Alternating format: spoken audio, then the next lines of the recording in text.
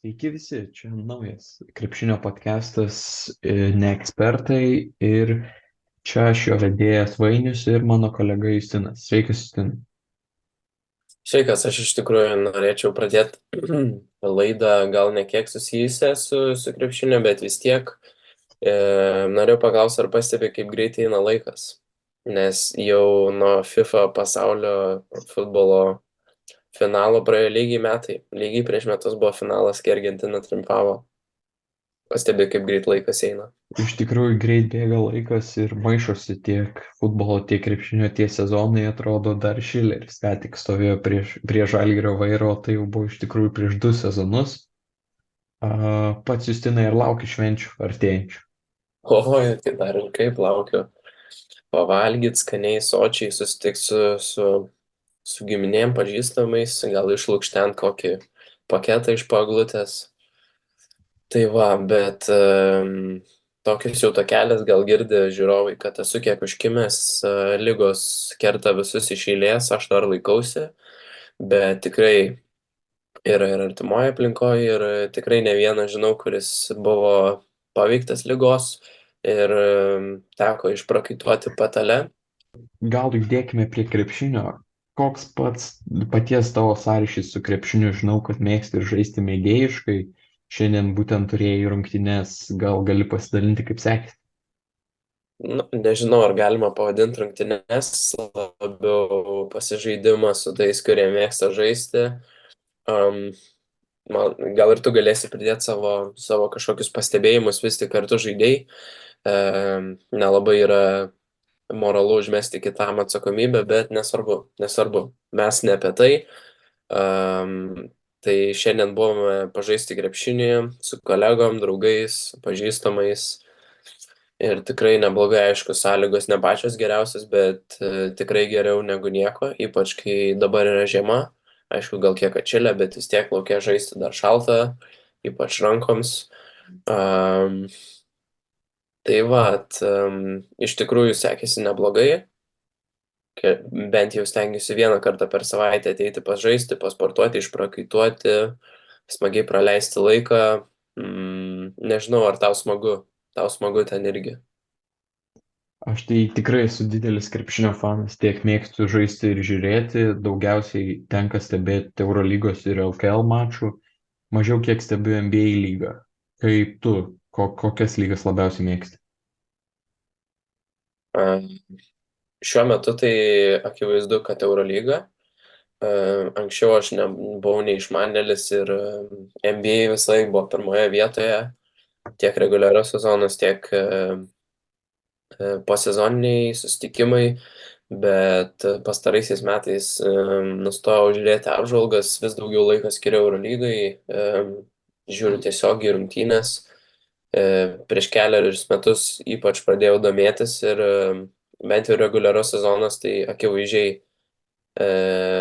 mano pirmoje vietoje būtų Eurolyga, tuomet NBA, o paskutinė lyga, kurią nelabai domiuosi nei reguliariojo sezono metu, nei per atkrintamasis, tai LKL. Taigi judėkime prie aktualijų. Praėjusią savaitę Žalgiris susprogdino keletą bombų, galima sakyti taip. Buvo pasamdytas Andrėja Trinkieri, o vėliau žaidėjai sukilo ir atleido patį trenerį ir liko prie vairo Maksvytis. Justina, kaip vertina visą šitą situaciją? Na, reiktų pradžiai patikslinti, kad nebuvo dar pasirašęs sutarties Trinkieri ir jo neatleido. Buvo tik tai pasiektas susitarimas. Bet iš tikrųjų aš manau, kad pozityvus galima pavadinti veiksnys Žalgiryje. Vakar buvo rungtynės tarp Žalgirio ir Wolves, tai Žalgiris išėjo su tiesiog puikia energija į rungtynes, norėjo atsirevanšuoti dėl pralaimėjimo praeitą kartą ir tikrai parodė geležinę gynybą. Wolves pelnė tik 55 taškus, aišku, neturėjo lyderių, bet gynyba tikrai Žalgirio buvo nebloga. Tai manau, tiek iš fanų galima jausti pasitikėjimą treneriu. Aš manau, kad ši situacija labiau sartins žaidėjus, nes jie kiek yra žinoma, visi pasipriešino, ar didžioji dauguma Makvyčio atleidimui. Ir tikrai pasielgė vyriškai, pripažino, kad jie turi prisimti atsakomybę, kad treneris už juos nepadarys darbo gynyboje ar puolime.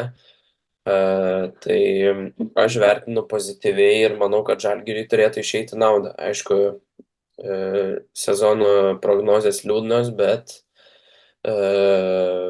manau, kad dar laiko tikrai nemažai. O kaip tu vertini, ar tu manai, kad teisinga buvo taip nutraukti tą rinkėrį, ar parduoti bilietus, ar atšaukti skrydžius? Aš manau, vis tiek turėjo Žalgiris ką nors pasiūlyti trinkėrį, galbūt kokią nors palankesnę poziciją kitam sezonui, ar šiaip, kai Kazys galbūt pasitrauktų. Toks Žalgirio sprendimas buvo vis dėlto neatsivežti Andrėją Trinkierį, kažkiek parodo chaosą dabartinėje klubo valdžioje, nes tai turbūt vis tiek toks pirmas kartas, kurį aš atsimenu, kai būtent žaidėjai pasako, kad ne, mes neatleisim trenerių, nors vadovybė jau buvo priėmus sprendimą. Ir gal kiek ir nebrandus poelgis iš Pauliaus Jankūno, jeigu tu vis tiek jau pasirašai tą kontraktą su nauju treneriu, o paskui vėl palieki tą patį Maksvytį.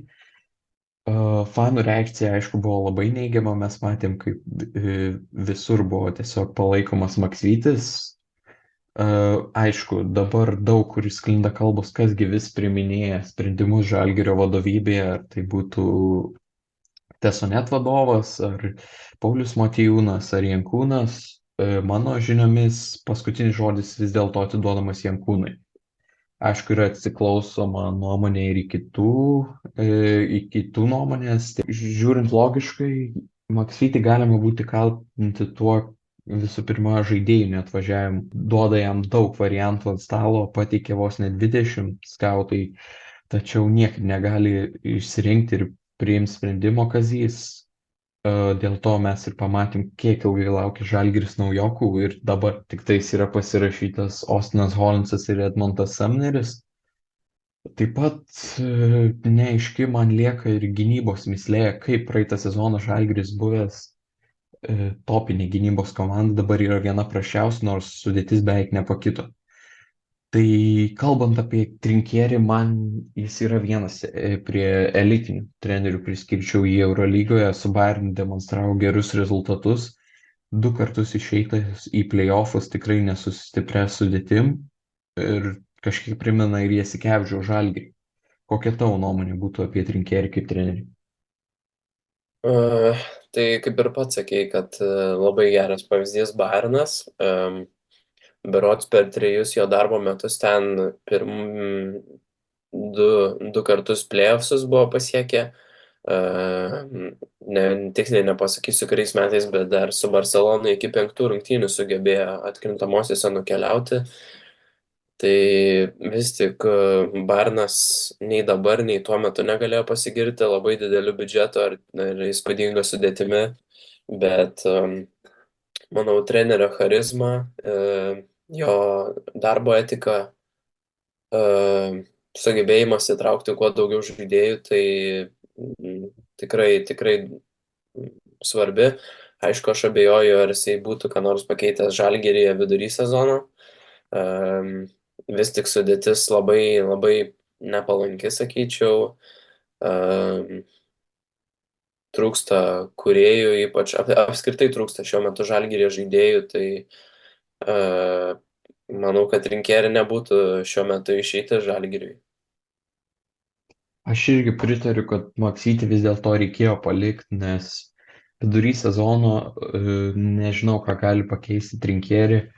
Aišku, sezonui pasibaigus, kai Maksvyčio kontraktas baiginėsis, tai manau tikrai Trinkierį labai geras būtų variantas Žalgiriui.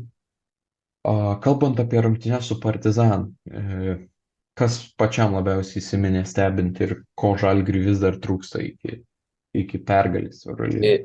Akivaizdu gynybos, per 2 kėlinius pirmus praleisti 58 taškai, beveik 60 taškų. kai Partizanas neturėjo pagrindinio centro e, Kaminskio ir neturėjo berods, neturėjo Alekso Avramovičiaus, vieno iš pagrindinių irgi gynėjų, ir vis tiek sugebėjo 58 taškus įmest Žalgiris, kaip ne save atrodė. Aišku, puolimo Žalgirio irgi neatrodė blogas. Jeigu būtų dar buvus geresnė gynyba, būtų tikrai buvusios atkaklesnės rungtynės, bet akivaizdžiai labiausiai įsiminė tai tiesiog prasta gynyba. Ir vat būtent po tų rungtynių ir pradėjo sklisti gandai, kad Kazys Maksvytis bus atleistas, Andrė Trinkieri naujas treneris.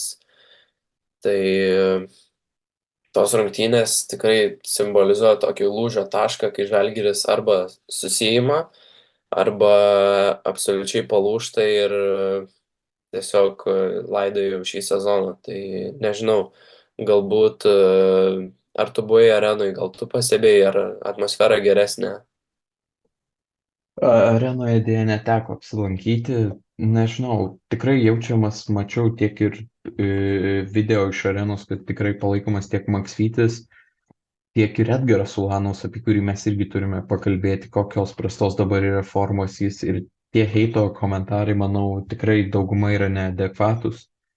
Aišku, Edgaras nežaidžia gero žaidimo, tačiau realiai dabar visi šunys kariami ant Edgaro ir tas šiek tiek gaila, nes matosi, kaip jį tai veikia ir psichologiškai dabar jis atrodo visiškai palūžęs.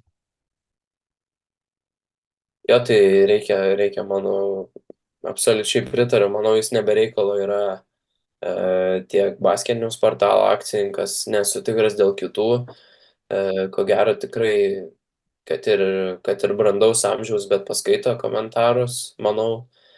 Jeigu ir neskaito, tai tikrai, manau, jis susipažinęs ir žino, ką apie jį rašo, kaip iš jo dergėsi, taip sakant. Tai nežinau, tiesiog visa atsakomybė ant jo užkarta, kapitonas, lūkesčiai, aišku, irgi aukšti po praeitą sezono herojiškų momentų. Tikrai buvo ne vienas, kai Edgaras ant savęs ištraukė rungtynes.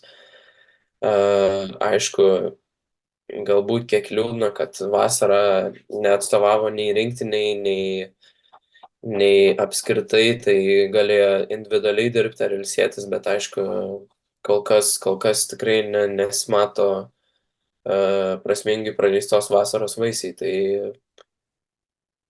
aišku, Edgaras turėtų pasitempt, bet palaikymo jam irgi reikėtų daugiau. Taip pat praėjusią savaitę įvyko ir kitas pasikeitimas trenerių rinkoje. Taigi Fenerbahčė atleido Dmitrijų Tudį ir buvo daug gandų, kad Trinkieri pakeisi Tudį, tačiau vis dėlto atvyko Jasikevičius. Didelį atlyginimą gaus jis ten Fenerbahčei, didesnį nei gavo Žalgirį, tai turėtų būti apie 1,5 milijono per sezoną.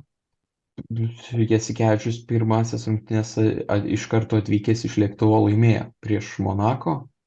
Dabar laukia rungtynės su Žalgiriu būtent namuose. Kaip vertini šį pasikeitimą ir likusius šansus Fenerbahčė šiame sezone? Aišku, tikrai buvo netikėta. Dar, manau, nevėlu Fenerbahčei, bet aš nemanau, kad galima sakyti, kad Itudis buvo atleistas dėl blogo žaidimo. Vis tik 6 pergalės, 7 pralaimėjimai dar nėra taip blogai. Aišku, klubas galbūt tikisi geresnių rezultatų iš trenerio. Tad labai nustebino tas Šaro atvykimas, ypač vidury sezono, kas, man atrodo, jo karjeroj nėra buvę, bent jau trenerio karjeroj. Pirmose rungtynėse jis ir pats pripažino, kad daug negalėjo daryti įtakos. Fenerbahčė žaidėjai žaidė, kaip žaidė ir prie trenerio Dmitrijų Tudžio. Bet Šaras jau po truputį savo sistemą bando įdiegti. Dar pirmose rungtynėse jau žaidėjams ėjo dalinti patarimus, galbūt kokį vieną kitą išbandė derinuką per pertraukėlę, bet skaičiau, kad tiek pats Fenerbahčė kapitonas Melichas Motoglų sakė, kad jau žaidėjai buvo pamiršę, kaip smagu yra žaisti krepšinį, pasiilgo to džiaugsmo. Aš nežinau, ar buvo kokiu nors pykčiu su Itudžiu, bet panašu, kad jeigu kapitonas tokius žodžius dalina, tai turėtų visai būti nebloga atmosfera komandai. Aišku, dar galima laukti papildymų, galbūt kažkas bus atleistas ar su kuo nors atsisveikinta. Bet ar tu pats manai, kad Fenerbahčė pateks į atkrintamąsias? Ant popieriaus, manau, Fenerbahčė tikrai yra atkrintamųjų komanda pagal sudėtį žiūrint. Ir su Jasikevičium tai irgi yra gera komanda. Tikrai Jasikevičius sunku bus, aišku, įvesti savo sistemą vidury sezono, tačiau toks žaidėjas kaip Jamas Madaras tikrai turėtų atsiskleisti. Nikas Kalatisas, daug spekulacijų, kad gali išvykti į Milaną, nes žinom tą gal ir buvusi konfliktą su Jasikevičium, tačiau pirmos rungtynės jis žaidė ir žaidė daug. Manau, turėtų kristi Tylerio Dorsey minutės, nes vis tiek tokio siautiko gal nelabai anksčiau turėdavo Jasikevičius, o kai yra dar Vilbekinas, tai manau, Jasikevičiui labiau reikia sisteminių žaidėjų. Nigelas Heisas Davisas yra žaidęs pas Šarūną, tai tikrai, manau, pritaps. Taip pat ir Sertačas Šanly bus išnaudojamas. Taip kad, manau, Feneris tikrai išloš iš tų naujų trenerių pasirašymų. Bet kiek Heisas Deivisas žaidė prie Šaro, tai sezonai nebuvo tokie sėkmingi. Tai ar manai, kad Fenerbahčė jisai galėtų geriau atsiskleisti? Aš manau, kad galės, nes jisai jau Fenerbahčė žaidžia antri metai, man atrodo, ir Šaras atėjo jau po jo atėjimo ir pabuvimo ten, o ne kai Šaras jį pasikviečia naujam sezonui. Tai aš manau, kad šis kartas Heizui turėtų būti tikrai geresnis. Ir dar pridėčiau, kad būdamas Barcelonoje, manau, vis tiek buvo konkurencingesnė sudėtis ir buvo tiek Mirotičius, tiek Laprovitola, kurie ant savęs traukė komandą.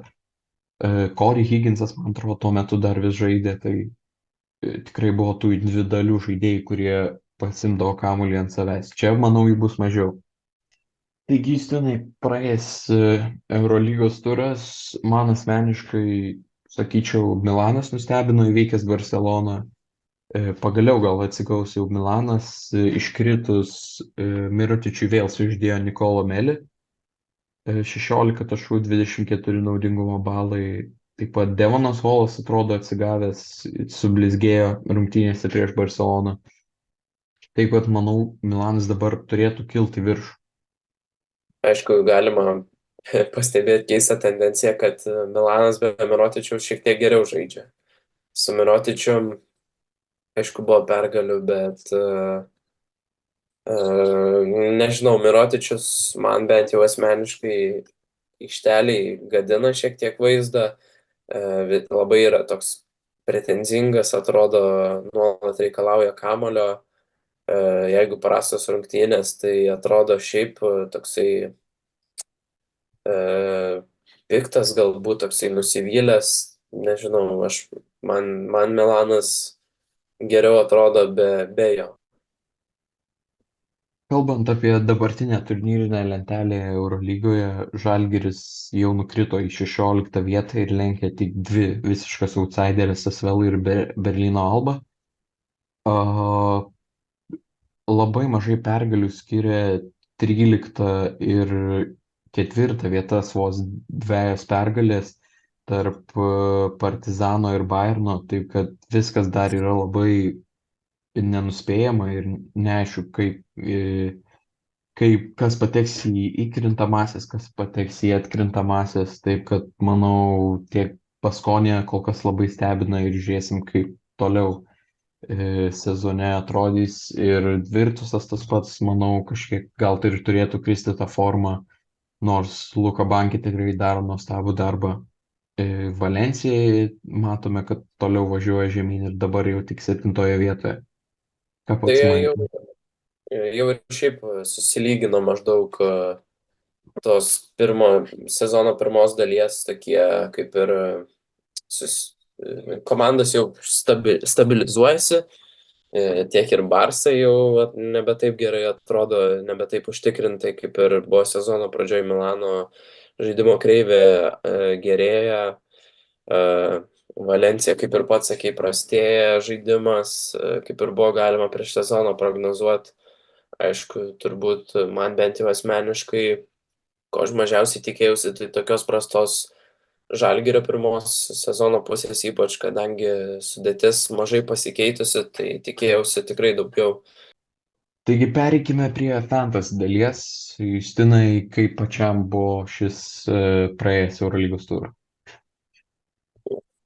Palyginus dar prieš tai buvusiu, tai tragiškas, kai prieš tai visos trys komandos surinko virš 214 taškų, tai šį turą tik viena komanda pakilo reitinguose, kitos dvi komandos nežymiai, bet nukrito pozicijose. Labiausiai, kas įstrigo, tai Veido Baldvino prastas žaidimas. Aš tikėjausi tikrai prieš Efesą, kad geriau sužais, bet ketvirtajame kėlinyje net į aikštelę neišbėgo centrų linija. Tavaresas tik 8 balai, Milutinovas irgi tik 8 balai, nors kainuoja tik milijoną ir prieš tai Graikijos lygoje buvo surinkęs 40 balų. Žaidė beje tik 14 minučių, kas man nesuprantama. Kas dar? Šiaip labai, labai vidutiniškai visi žaidė.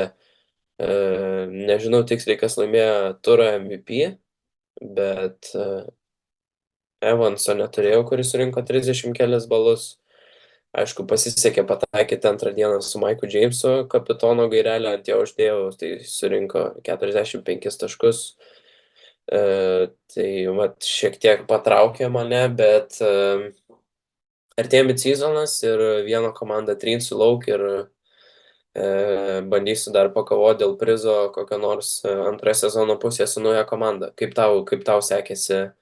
Mačiau, šiek tiek pakilai pozicijose. Reikia priminti žiūrovom visų pirma, kad mes būtent basketinius fantasy žaidžiame ir šiuo metu savo pagrindinę komandą esu 14 vietoje, nuo praeito turo pakilau per 2 pozicijas į viršų. 168 taškus surinkau, biudžetą jau turiu išsiauginęs iki 19 milijonų.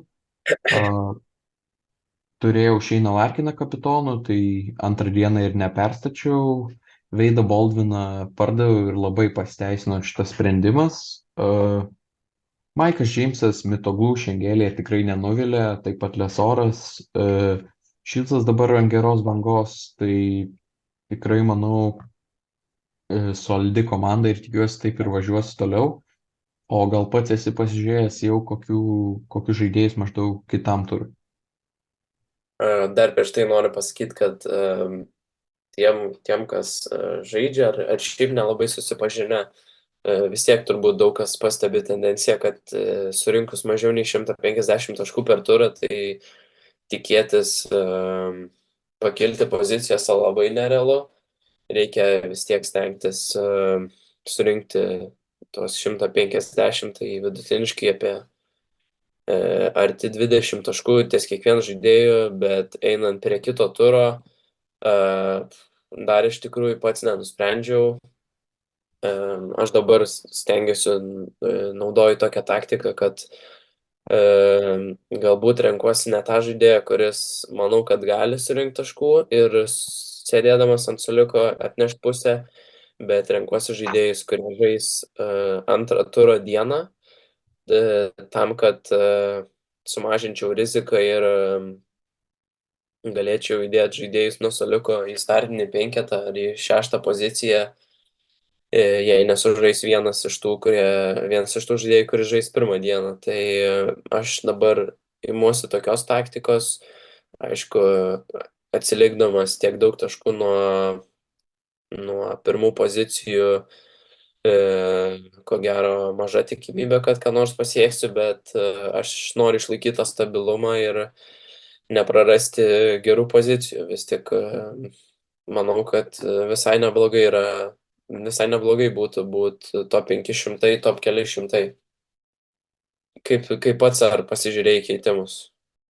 Na, manau, gerą formą demonstruoja Nikolo Meli, tai patarčiau dėti į savo komandą. Būtent. Ypač kai Nežinau, Milane dabar dar daug traumų. Iškrenta Voitmanas, Ryčį, Flakadori, Darberos kažkas nėra Mirotičiaus, tai polėjų linija tikrai susilpnėjus. Manau, Meli yra Mazbai. taip pat Seržą Ibaką gal išskirčiau, nes išretėjus FSO priekinė linija, tai tikrai galėtų atnešti naudos. Tai gal judėkime prie paskutiniosios mūsų tinklalaidės rubrikos, tai podcastų tema. Ir šiandien mes pasiruošėme geriausių ne NBA ir ne Eurolygos lietuvių reitingą nuo 10 iki 1 pozicijos. Aš esu išsireikiavęs taip pat tokį reitingą turi ir Justinas ir mes palyginsim, padiskutuosim. Rašykite komentaruose ir jūs savo reitingus ir taip pat galite užduoti klausimus, mes tikrai juos atsakysime kitoje tinklalaidėje. Gal pradėkim nuo 10 vietos, Justinai, ką pats turi pas save. Aš manau, kad mūsų reitingai vėl žymiai skirsis. 10 vietoje turiu Kristupą Žemaitį. Aš Kristupo Žemaičio sąraše neturiu. Aš apskritai nei vieno Wolves žaidėjo sąraše neturiu, nes nežinau, man tokie visi gal praeitą sezoną labai prastą turėjo ir jie dabar atrodo praradę kažkiek formą. Aišku, Kristupas Žemaitis šį sezoną labai gerai pradėjo, tačiau dar reikia, manau, jam įrodyti, nes aš turiu 10 vietoje užsienyje žaidžiantį Lauryną Beliauską.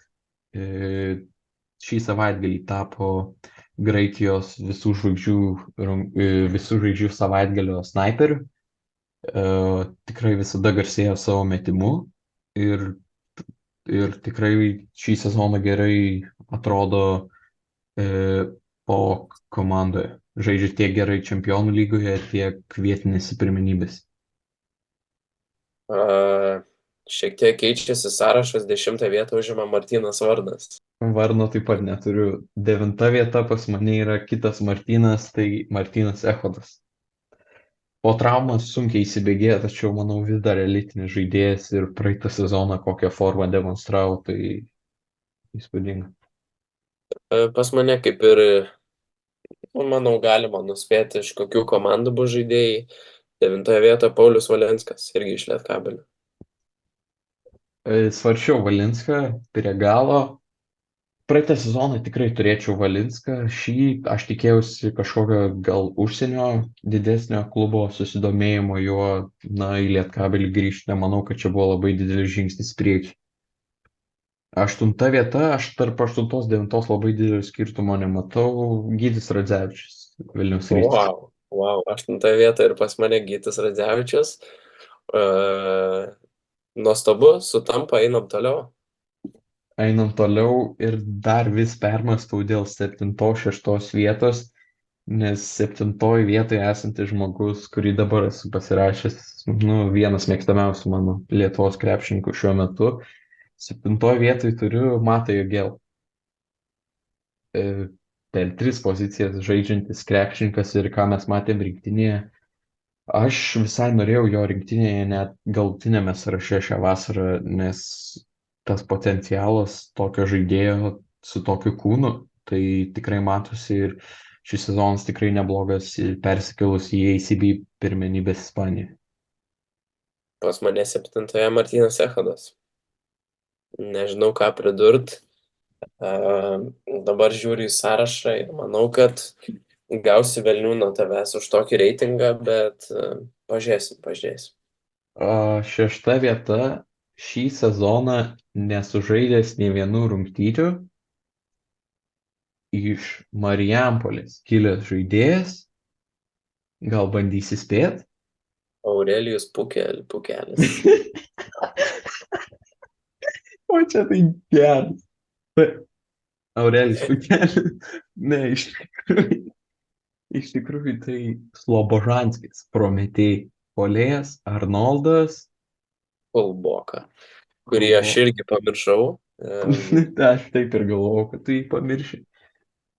Praeitą E, sezoną labai gerą sužaidė Patro Prometėjas komandoje Graikijoje ir Eurocape buvo vienas lyderių savo komandai tiek ir statistinėse rodikliuose visoje lygoje. Dabar, manau, gausi tiek iš klausytojų, tiek iš tavęs Vilnių 6 vietoje Karniauskas, akivaizdžiai per aukštai. Na, dieną po pasaulio čempionato rungtynių su Amerika tai būtų per žemai, sakyčiau. Bet dabar, Bet iš nors iš tikrųjų esmės, aš pasižiūrėjau statistiką, renka stabiliai apie kiek mažiau nei 10 taškų, atkovoja kamuolių, asistų išdalina daugiau nei 5 ar kažkas panašaus, tai nežinau, galbūt šiek tiek pervertinau savo sąraše, bet top 10, manau, jisai šiuo metu tikrai turėtų būti, mano nuomonė. ką penktoje vietoje turi. E, Gal bandysi spėt Mm, iš ryto. Iš ryt Margiris Normantas. Taip, Pas mane, kiek netikėtai, Margiris yra aukščiau. ok, įdomu. Pas mane E, penktoje vietoje yra Ąžuolas Tubelis. Wow, tik 5. E, nu, Neptūnas dar nėra nei Ryto lygis, nei Lietkabelis, nei tas pats Vuls nežaidžia Europinėme turnyre. Ir to kažkiek man gal ir trūksta. Nu, mes realiai jį pamatė mėnesį ir jis tikrai įspūdingai debiutavo, dėl to jis ir yra, sakyčiau, net gal penktoje vietoje pas mane. Mm, Bet aš manau, kad jis neturėtų problemų pristaikyti europinėme krepšinėje, labai atletiškas, stiprus, prie Žalgirį gerai sužaidė, Žalgiris gero lygio komanda, tai nežinau, žiūrėsim. Ką turi 4 vietoje? Deividas ir Vydis. Ok, pas mane Kuzminskas. O kaip pas mane Kuzminskas bus aukščiau? Nu, manau, kad žaidėjų penketukas toks pat bus, tik tai reitingavimas kiek kitoks. Aš dabar jau matau, kad vertinu ne taip tiksliai kaip tu, bet gerai. Ne. Trečia vieta Margiris Normantas, jau taip pat minėtas žaidėjas. Tubelis pas mane? Tubelis Ok, tai čia tiesiog keičiamės pozicijai. Antra vieta Mindaugas Kuzminskas ir Vydas pas mane. ir pirma vieta Gediminas Orelik. Teisingai. Tai top Orel, 5, šiaip aš netikėjau, kad top 5 bus toks pat, bet wow, iš tikrųjų. o ko tikėjaisi, kad ką galimai pervertinsiu labai? Ką perventinsi? Nu, Aš sakai, net. galvojau, tu kokį Kuzminską nuvertinti, gal sakyčiau. Tai tas Kuzminskas ir buvo, galiu atskleisti kortas, tas, kuris dabar prisiminiau, tas, kuris Tai dabar va, aš tą prisiminiau. ir galvoju, kad aš tau Graikijai ir tu tipo suvedai, kad Kuzminskas dar Graikijai žaidžia. Nežinau, tarp paminėtų galima būtų išskirti Osvaldą Olisevičių, kuris jis tikrai gerus skaičius renka Italijoje, taip pat Donatą Tarolį. Sakysiu, kad statybininkui komanda neima, Na, kurie čia atrodo kaip statybininkai ir nieko daugiau apie jas nepasakys. mm, nežinau, šiaip pats dešimtukas visai sutapo, kas tu neturėjai Kulbokos, Jogėlos ir Beliausko, iš esmės. E, Taip, kol Beliauską ir Jogėlas nei labai žinau. Žaidžia kažkur. Ir Aurelijaus Pukelio, aišku, neturėjai. Ne, po kelio neturėjau, bet galvoju, gal tu turi. Nu, jeigu 3/3 reitingą sudarysim, tai gal ir turės. Tai ką, ačiū, kad žiūrėjot, mėly žiūrovai. Ir taip toliau. Gerai, ačiū Žodžiu, visiems žiūrėjusiems. Ačiū visiems žiūrėjusiems, čia buvo podcastas Neekspertai. Nepamirškit palaikint, pasubscribint, parašyti komentarą. Nuo šiol darysime podcastus tikrai dažnai ir stengsimės neatsilikti nuo naujienų. Ačiū, kad klausot. Iki.